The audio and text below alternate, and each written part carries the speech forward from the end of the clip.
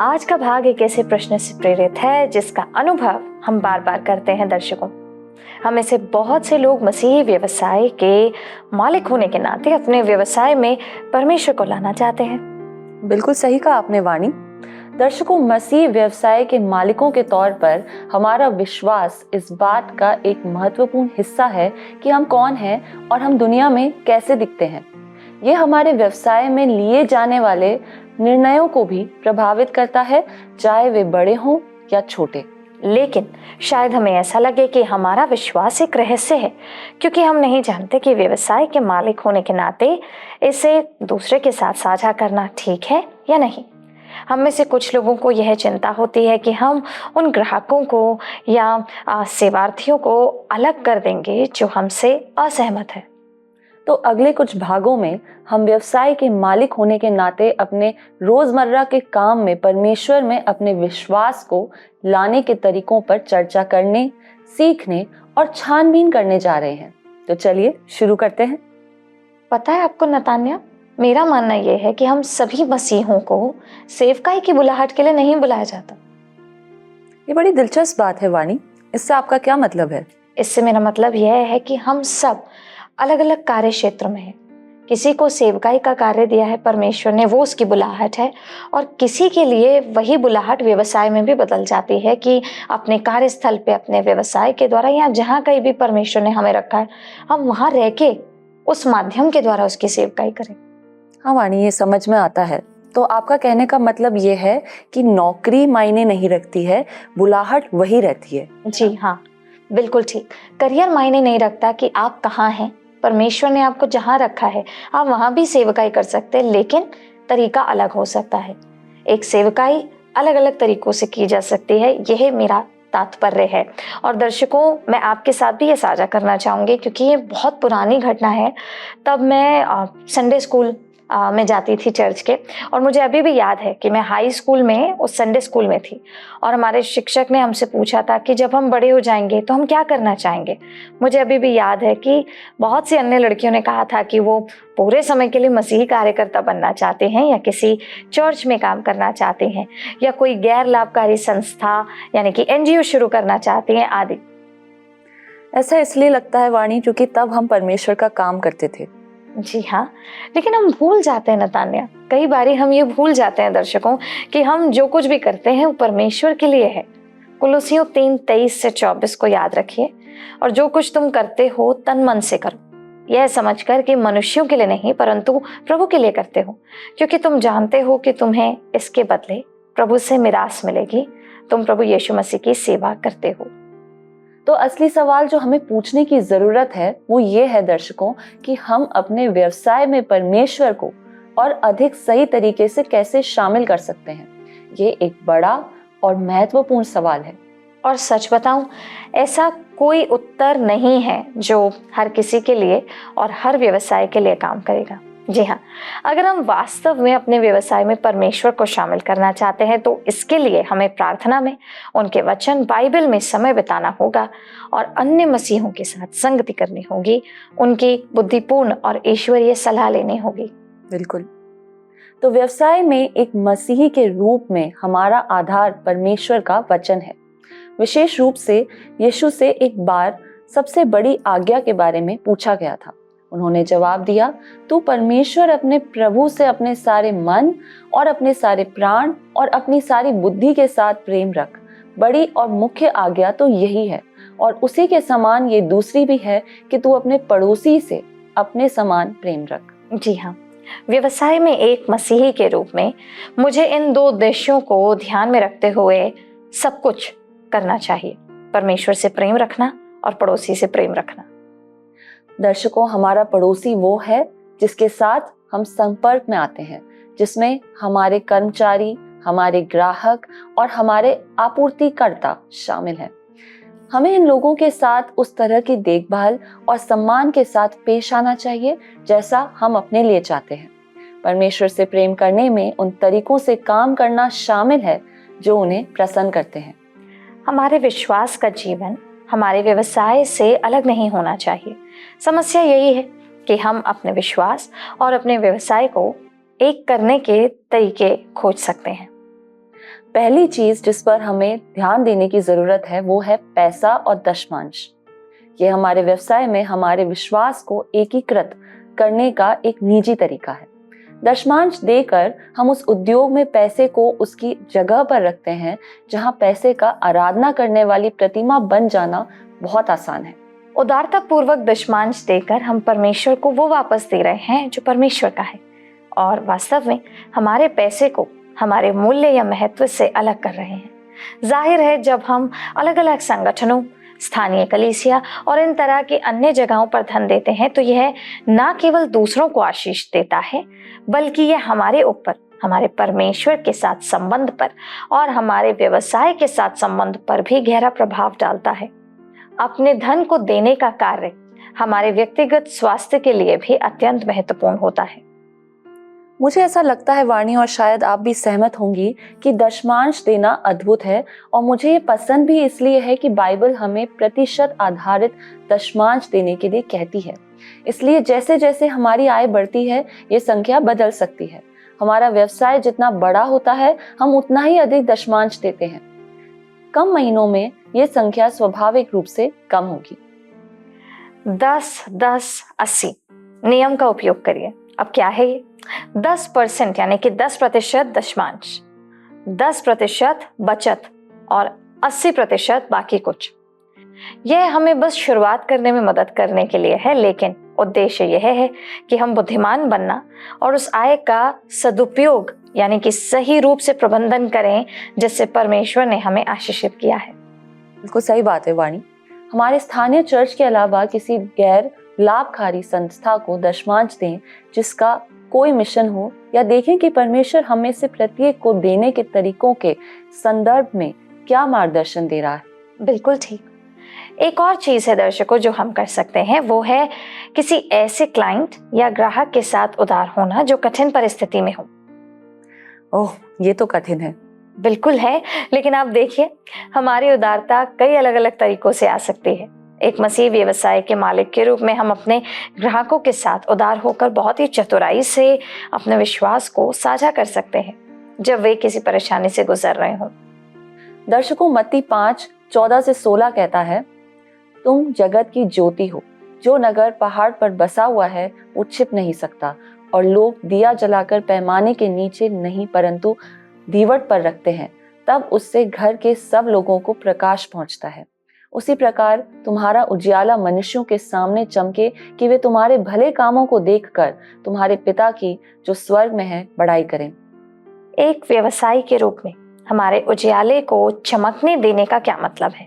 जैसे अंधेरे कमरे में लाइट स्विच चालू करने से कमरा रोशनी से भर जाता है, वैसे ही हम भी एक बढ़ती हुई अंधेरी दुनिया को रोशन करने में मदद कर सकते हैं। हमारी जिम्मेदारी है कि हम अपनी रोशनी को जलाए रखें और चमकते रहें ताकि दूसरे उसे देख सकें और अनुसरण कर सकें। यीशु ने कहा है, तुम्हारा उजियाला मनुष्यों के सामने चमके कि वे तुम्हारे भले कामों को देखकर तुम्हारे पिता की जो स्वर्ग में है बड़ाई करें। हमें अपने ग्राहकों और क्लाइंट्स को अपने विचारों और प्रार्थनाओं में भी याद रखना चाहिए। वे ऐसे लोग हैं जिनसे हम अपने काम के जरिए नियमित रूप से जुड़ते हैं, भले ही हम उन्हें अपने रोजमर्रा के जीवन में देखते हो या ना देखते हो। उन्हें नजरअंदाज करना आसान है क्योंकि हमारी ज्यादातर बातचीत स्क्रीन या छोटी छोटी बातचीत के जरिए होती है, लेकिन अपने मूल्यों को अपने व्यवसाय में लाने का एक सार्थक तरीका है इरादतन प्रार्थना में उन्हें उठाना, यह भरोसा करना कि वे छोटे अंधे के संबंध भी परमेश्वर के लिए बहुत मायने रखते हैं। ये बिल्कुल सही बात है वाणी। मुझे याद है कि मैंने एक व्यवसाय के मालिक के बारे में पढ़ा था जो अपने ग्राहकों के लिए प्रार्थना करता था कि उन्हें उसकी सेवा पसंद आए, जो भी सब उसका व्यवसाय है वो आसानी से चले और आगे जाके उन ग्राहकों को सफलता प्राप्त हो। वाह, कितनी आश्चर्यजनक बात है कि वो ग्राहकों के लिए दुआ कर रहा है, उनके लिए प्रार्थना कर रहा है। मैं अक्सर पाती हूँ दर्शकों कि हम सांसारिक मान्यता पाने की चाहत से जूझते हैं क्योंकि ये बहुत अच्छा लगता है। यह तब भी भयानक लगता है जब कोई हमारे द्वारा बनाई गई किसी चीज से ना खुश होता है। क्या नतान्या, आप इससे सहमत नहीं हैं? जरूर वाणी, मैं इससे बिल्कुल सहमत हूँ। लेकिन दर्शकों, ये याद रखना सहायक होता है कि हमें सबसे पहले परमेश्वर के लिए काम करना है और उनकी सेवा करनी है। साथ ही ये हमारे व्यवसाय को प्राथमिकता देने और उसे उसके स्थान पर रखने में मदद करता है। ये बहुत आसान होता है कि हमारा व्यवसाय हमारे जीवन में एक मूर्ति बन जाए, एक ऐसी चीज जिससे हम इतना प्रेम करने लगते हैं कि उसे अपने परिवार, स्वास्थ्य, विवाह और अन्य प्राथमिकताओं से भी ऊपर रख देते हैं। जी हाँ, मुझे लगता है कि हमारे काम पर परमेश्वर का दृष्टिकोण हमारे व्यवसाय को वापस उस स्थान पर लाने में मदद करता है जहाँ वो होना चाहिए। लेकिन उस दृष्टिकोण को बनाए रखना वास्तव में कठिन है। आज की दुनिया में हसल कल्चर है, यानी हम हर समय भागते दौड़ते रहते हैं, कामों में डूबे रहते हैं। वही संस्कृति है और जो ऐसा रहता है उसे महिमा दी जाती है। हसल संस्कृति क्या है वाणी? ये एक ऐसी संस्कृति है नतान्या, जिसमें आप देखेंगे दुनिया पूरी तरीके से उनकी मानसिकता डूबी हुई है। दर्शकों, आप भी इससे सहमत होंगे। दुनिया में एक ऐसी संस्कृति या मानसिकता है जहां पर सफलता के लिए बिना रुके, बिना कहीं थमे आराम किए लगातार प्रयास करना ही सब कुछ माना जाता है। हसल कल्चर किसी भी तरह से आगे बढ़ने के लिए कड़ी मेहनत करने का दबाव है, अक्सर आत्म देखभाल और कर्मचारी के मानसिक और शारीरिक स्वास्थ्य की कीमत पर। तो दर्शकों, इसमें लंबे समय तक काम करना या जब भी मौका मिले ओवरटाइम करना शामिल है। जी हाँ, लोगों को काम की खातिर अपने जीवन में बाकी सब कुछ त्यागने के लिए प्रोत्साहित किया जाता है और आखिरकार इस तरह का तनाव हमारे निजी जीवन को प्रभावित करता है, क्योंकि इसका हमारे स्वास्थ्य पर गहरा नकारात्मक प्रभाव पड़ सकता है। बिल्कुल सही कहा आपने। और साथ साथ हमें ये मानने पर मजबूर कर दिया जाता है कि अगर हम हर काम नहीं कर रहे हैं तो हम अपने व्यवसाय के प्रति पूरी तरह समर्पित नहीं हैं। ये सुनकर मैं बस इतना कहना चाहती हूँ दर्शकों कि हमें कम काम करने, छुट्टी लेने, समय निकालने, लंबे समय तक शांत रहने और बाद में काम शुरू करने की अनुमति है। और इसके अलावा ये मुझे हमारे व्यावसायिक निर्णयों के बारे में पूछने के बारे में भी सोचने पर मजबूर करता है। क्या ये परमेश्वर का सम्मान करता है? मैं ऐसा क्यों कर रहा हूँ या क्यों कर रही हूँ? क्या मुझे यही करने के लिए बुलाया गया है? ये सभी ऐसे सवाल हैं जो हमें खुद से अक्सर पूछने चाहिए दर्शकों। एक और बात जो मैं जोड़ना चाहूंगी वो ये है कि जब हमारे जीवन में कभी भी मौन या शांति के क्षण, जिसको हम प्रार्थना का समय भी कह सकते हैं, नहीं होंगे तो हम परमेश्वर से वो स्पष्टता प्राप्त नहीं कर पाएंगे और चीजों के उत्तर नहीं पा सकेंगे। हमें अपने व्यवसाय के लिए एक दृष्टिकोण तैयार करने के लिए शांत समय की आवश्यकता होती है। तो दर्शकों, आज हमने सोचा कि हम कुछ अलग करेंगे। आज हमारे साथ एक विशेष अतिथि है, एक व्यवसायी जो एक संपन्न कपड़ा कंपनी के प्रमुख हैं।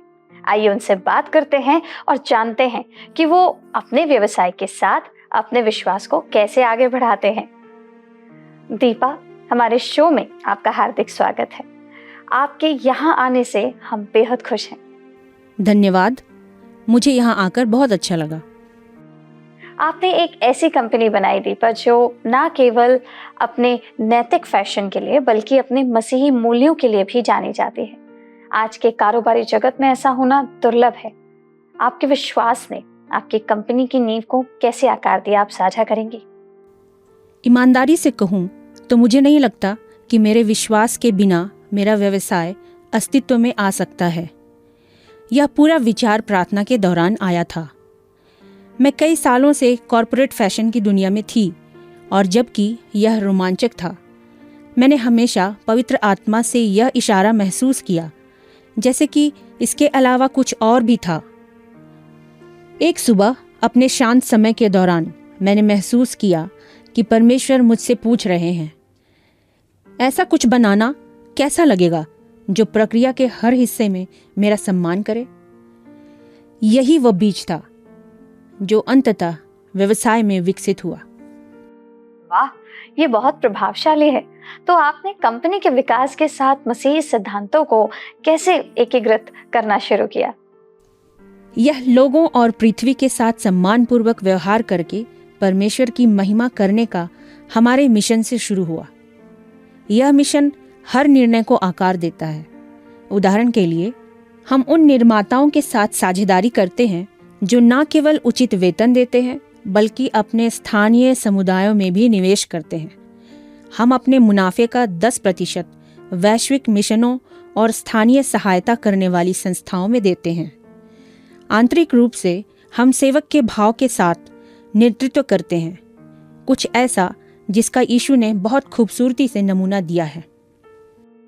क्या आपको एक बहुत ही धर्मनिरपेक्ष उद्योग में अपने विश्वास के बारे में इतना खुला होने के लिए किसी भी नकारात्मक प्रतिक्रिया का सामना करना पड़ा है? हाँ, बिल्कुल। खासकर शुरुआत में मेरे सहकर्मियों और यहाँ तक कि दोस्तों ने मुझे सलाह दी थी कि अगर मैं चाहती हूँ कि मैं व्यवसाय में गंभीरता से ली जाऊँ तो मुझे अपने आप को काफ़ी हद तक निजी रखना चाहिए। लेकिन सच्चाई यह है कि मैंने पाया है कि मेरे मूल मूल्य और विश्वास कुछ ऐसे नहीं हैं जिन्हें मैं छोड़ सकती हूँ या छोड़ देना चाहिए। वे मार्गदर्शन करते हैं कि मैं कैसे नेतृत्व करती हूँ, लोगों के साथ कैसा व्यवहार करती हूँ और कैसे निर्णय लेती हूँ। यदि यीशु वास्तव में मेरे जीवन के प्रभु हैं तो इसमें मेरा व्यवसाय भी शामिल है, केवल रविवार की सुबह नहीं। वाह, ये साहसिक है। लेकिन मुझे लगता है कि व्यवसाय की अत्यधिक दबाव वाली दुनिया में मसीही नैतिकता को लागू करना हमेशा आसान नहीं होता। क्या आप ऐसे समय का उदाहरण दे सकते हैं जहां आपके विश्वास ने आपको कोई कठिन व्यवसायिक निर्णय लेने के लिए प्रेरित किया हो? हाँ, बिल्कुल, ऐसे कई उदाहरण हैं। एक ऐसा उदाहरण जो सबसे अलग है, लगभग 4 साल पहले हुआ था। हमें एक बड़ी फुटकर चीजें बेचने वाली श्रृंखला के साथ साझेदारी करने का अवसर मिला। इससे रातों रात हमारा वितरण दुगना हो जाता। लेकिन उनके श्रम व्यवहारों की समीक्षा करने पर मुझे पता चला कि वे ऐसे आपूर्तिकर्ताओं के साथ काम करते हैं जो श्रमिकों का शोषण करने के लिए जाने जाते हैं। बाल श्रम, असुरक्षित परिस्थितियां और हर संभव चीज। आर्थिक रूप से यह एक सपना होता, लेकिन नैतिक रूप से यह एक भयावह अनुभव था। मैंने प्रार्थना की, मैंने उपवास किया, मैंने अपनी टीम से बात की। अंत में हमने मना कर दिया। अल्पकालिक रूप से यह आर्थिक रूप से नुकसानदायक था, लेकिन यही सही कदम था। और दिलचस्प बात यह है कि परमेश्वर ने 6 महीने बाद एक और द्वार खोला जो हमारे मूल्यों के साथ बेहतर तरीके से मेल खाता था। ये बिल्कुल ईमानदारी है। मुझे लगता है कि बहुत से लोग इस तरह के दृढ़ निश्चय की प्रशंसा करते हैं, लेकिन वे ये भी सोचते हैं कि जब समझौता करना आसान लगता है तो आप कैसे मजबूत बने रहते हैं। यह वचन में बने रहने के बारे में है। मैं हर दिन पवित्र शास्त्र पढ़ने और प्रार्थना से शुरू करती हूँ, तब भी जब मैं यात्रा कर रही होती हूँ या परेशान होती हूँ। मेरे पास मसीही उद्यमों का एक छोटा समूह भी है जिनसे मैं हर महीने मिलती हूँ। वे मुझे जवाबदेह और प्रोत्साहित रखते हैं। बाजार विश्वासियों के लिए एकांत जगह हो सकती है, इसलिए समुदाय महत्वपूर्ण है। क्या आप अपने व्यवसाय को एक सेवकाई के रूप में देखते हैं? बिल्कुल। मुझे लगता है कि हम अक्सर सेवकाई को पादरी या मसीही कार्यकर्ताओं द्वारा किए जाने वाले काम के रूप में सोचते हैं, लेकिन अगर आप विश्वासी हैं तो आपका जीवन ही आपकी सेवकाई है। चाहे आप शिक्षक हों, कोऑर्डिनेटर हों या सीईओ हों, आपको मसीह को प्रदर्शित करने के लिए बुलाया जाता है। मेरे लिए इसका मतलब है अपने कर्मचारियों का करुणा के साथ नेतृत्व करना, आपूर्तिकर्ताओं के प्रति निष्पक्ष होना और ऐसे उत्पाद बनाना जो बहुत अच्छे और लंबे समय तक बने रहने के द्वारा परमेश्वर की महिमा करते हैं। मेरे कर्मचारियों ने मेरे विश्वास के बारे में पूछा है, क्योंकि उन्हें हमारी संस्कृति में कुछ अलग महसूस होता है। इससे बातचीत का द्वार खुल जाता है। चलिए एक पल के लिए नेतृत्व के बारे में बात करते हैं आपसे। आपके व्यक्तिगत मूल्य आपकी टीम का नेतृत्व करने के तरीके को कैसे आकार देते हैं, हमें भी बताइए। यह एक अच्छा प्रश्न है। मत्ती 20 अध्याय के 26 पद में यीशु ने कहा, परंतु जो कोई तुम में बड़ा होना चाहे वह तुम्हारा सेवक बने। यह नेतृत्व के बारे में दुनिया के विचार को उलट देता है। मेरे लिए इसका मतलब है कि मैं जितना बोलूं उससे ज़्यादा सुनना, जब मैं गलत हूं तो उसे स्वीकार करना और दूसरों को नियंत्रित करने के बजाय उन्हें सशक्त बनाना। मैं अपनी टीम के प्रत्येक सदस्य के लिए नियमित रूप से प्रार्थना करने की भी कोशिश करती हूँ। इससे मुझे अहंकार के बजाय सहानुभूति के साथ नेतृत्व करने में मदद मिलती है। क्या आपने कभी ऐसे टीम सदस्यों के साथ काम किया जिनकी सोच या मूल्य प्रणाली आपसे विभिन्न है, अलग है? बिल्कुल, और यह बिल्कुल ठीक है। मैं किसी पर अपना दृष्टिकोण थोपने में विश्वास नहीं करती, जबकि हमारी कंपनी कुछ मूल सिद्धांतों द्वारा निर्देशित है जो मेरी व्यक्तिगत मान्यताओं को दर्शाते हैं। हम हर पृष्ठभूमि से आने वाले लोगों का स्वागत करते हैं और आपसी सम्मान तथा साझा लक्ष्यों पर ध्यान केंद्रित करते हैं। मैंने पाया है कि जब आप लोगों के साथ प्यार और सम्मान से पेश आते हैं तो आपके मूल्य खुद ही बोलने लगते हैं। मेरे कर्मचारियों ने मुझसे कहा, मैं धार्मिक नहीं हूँ, लेकिन मुझे यहाँ काम करना अच्छा लगता है क्योंकि लोग वास्तव में परवाह करते हैं। यह मेरे लिए बहुत बड़ी जीत है। वाह, ये एक सुंदर गवाही है। अब मैं कुछ और व्यक्तिगत प्रश्न पूछना चाहती हूँ आपसे। क्या कभी ऐसा क्षण आया है जब आपको अपने बुलाहट पर संदेह हुआ हो? हाँ, निश्चित रूप से। लगभग 2 साल बाद कोविड अपनी चरम सीमा पर था और हम एक बड़े आर्थिक संकट में फंस गए। एक प्रमुख निवेशक पीछे हट गया और हम कुछ ही हफ्तों में कर्मचारियों को वेतन देने में असमर्थ होने वाले थे। मुझे याद है कि एक रात देर तक मैं अपने ऑफिस के फर्श पर घुटनों के बल बैठी थी। आंसू बह रहे थे और मैं परमेश्वर से पूछ रही थी, क्या मैंने आपकी आवाज़ को गलत सुना? क्या मुझे वाकई ऐसा करना चाहिए? लेकिन उस पल में मुझे शांति महसूस हुई। इसलिए नहीं कि समस्या दूर हो गई, बल्कि इसलिए कि परमेश्वर ने मुझे याद दिलाया कि वह इस समस्या में मेरे साथ थे। और अंदाजा लगाइए कि क्या हुआ। अगले दिन एक क्लाइंट ने अप्रत्याशित रूप से एक बड़ा ऑर्डर दे दिया। यह किस्मत नहीं थी, यह प्रावधान था। विश्वास का काम है हमारे उन दर्शकों के लिए जो युवा उद्यमी हैं या व्यवसाय में विश्वास के विचार को अभी अभी तलाशना शुरू कर रहे हैं। आप उन्हें क्या सलाह देंगे? जरूर। अपने क्यों से शुरू करें। खुद से पूछें, मैं यह क्यों कर रही हूं? मैं आखिरकार किसकी सेवा कर रही हूं? अगर आपका जवाब सिर्फ लाभ या प्रतिष्ठा है तो आप जल्दी ही थक जाएंगे। लेकिन अगर आपके उद्देश्य परमेश्वर की महिमा करना और लोगों की सेवा करना है तो आप कुछ ऐसा बनाएंगे जो लंबे समय तक चले। साथ ही अपने फैसलों में परमेश्वर को शामिल करने से ना डरें। अपनी नियुक्ति के बारे में प्रार्थना करें, अपनी साझेदारी के बारे में प्रार्थना करें और विनम्र बने रहें। सफलता आपको आत्मनिर्भर महसूस करा सकती है, लेकिन सच्चा ज्ञान परमेश्वर से ही आता है। बहुत अच्छा। क्या आपको लगता है कि हम इस अगली पीढ़ी में और भी मसीही उद्यमियों को आगे बढ़ते देखेंगे?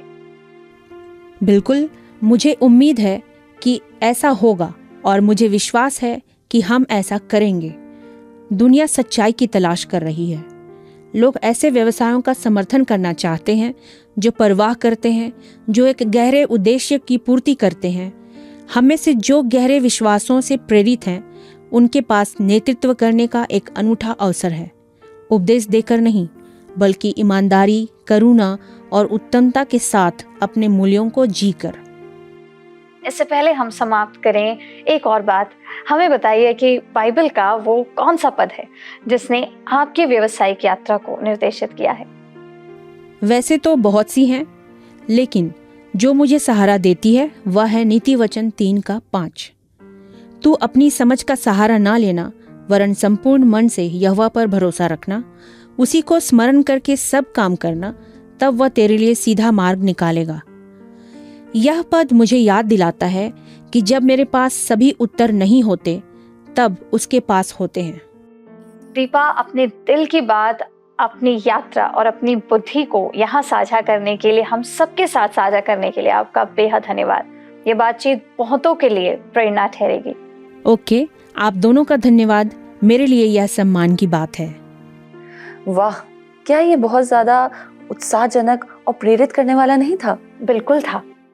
अपने व्यवसायों के मालिक होने के नाते हम चाहते हैं, हमें चाहिए हम वो बने जो परमेश्वर चाहता है कि हम बने। तभी हम लगातार उन चीजों को कर सकते हैं जिन्हें करने के लिए परमेश्वर ने हमें बुलाया है। जी हाँ, रोमियो 11:36 में परमेश्वर हमें बताता है कि उसकी ओर से और उसी के द्वारा और उसी के लिए सब कुछ है। अपनी समझ से हम जानते हैं कि ये सच है। सभी चीजें परमेश्वर से आती हैं, सभी चीजें परमेश्वर के द्वारा आती हैं, सभी चीजें परमेश्वर के लिए हैं। वो सभी चीजों का परमेश्वर है। जी हाँ, बिल्कुल सत्य बात है। हम कभी कभी दर्शकों ये भूल जाते हैं कि ये विशाल सत्य व्यवसाय में भी लागू होता है। हम अकेले नहीं हैं। हमारे व्यवसाय में या हमारे व्यक्तिगत जीवन में हम अकेले नहीं होते हैं। हमारे व्यवसाय केवल हमारे नहीं है दर्शकों, मालिक वास्तव में परमेश्वर है। वो मुख्य कार्यकारी अधिकारी, मुख्य वित्त अधिकारी, मुख्य निवेशक, अंतिम प्रदाता और इसके बीच की हर भूमिका निभाने वाले हैं। यदि ये सच है और ये सच ही है तो ये हमारे दैनिक जीवन में क्या अंतर लाता है? जैसे जैसे हम अपने जीवन में परमेश्वर की भूमिका के बारे में गहरी बात या गहरी समझ हासिल करते हैं, हमें यह महसूस करना चाहिए कि परमेश्वर हमारे व्यवसायों को बदलना चाहते हैं और इसकी शुरुआत उनके द्वारा हमें बदलने से होती है। ऐसा होने के लिए हमें अपने व्यवसायिक परिणामों के लिए प्रार्थना करने से पहले खुद के लिए प्रार्थना करने की शुरुआत करनी होगी। पहले परमेश्वर को चुनने के लिए प्रतिदिन अनुशासित चुनाव करें। मुझे पता है कि ये कभी कभी असुविधाजनक होता है, लेकिन यही रास्ता है, इसलिए चलिए इस पर चलते हैं। हम अद्भुत कार्यों के लिए बुलाए गए हैं, इसलिए हमें अपने समय का उपयोग बहुत ही सोच समझकर और उद्देश्यपूर्ण ढंग से करना चाहिए। किसी भी रिश्ते में मेहनत और समय लगता है और यीशु के साथ हमारे समय के साथ भी ऐसा ही है। ये चुनाव अभी से शुरू होता है। दर्शकों, हमें उम्मीद है कि आपको आज का ये कार्यक्रम पसंद आया होगा। हम अगले हफ्ते एक और भाग में आपसे दोबारा मुलाकात करेंगे, लेकिन उससे पहले आइए हम प्रार्थना करें। दर्शकों, यदि आप किसी विषय पर प्रार्थना और परामर्श चाहते हैं तो स्क्रीन पर आ रहे नंबर पर कॉल जरूर कीजिएगा। हमारे प्रतिनिधि आपकी सहायता करेंगे। और अगर आप इस भाग को दोबारा देखना चाहते हैं, इस कार्यक्रम को पुनः देखना चाहते हैं, तो हमारे YouTube चैनल वर्ड रिसाउंड्स टुडे पर भी देख सकते हैं। अगले सप्ताह फिर मुलाकात होगी, इसी वक्त इसी जगह। प्रभु आप सबके साथ रहे।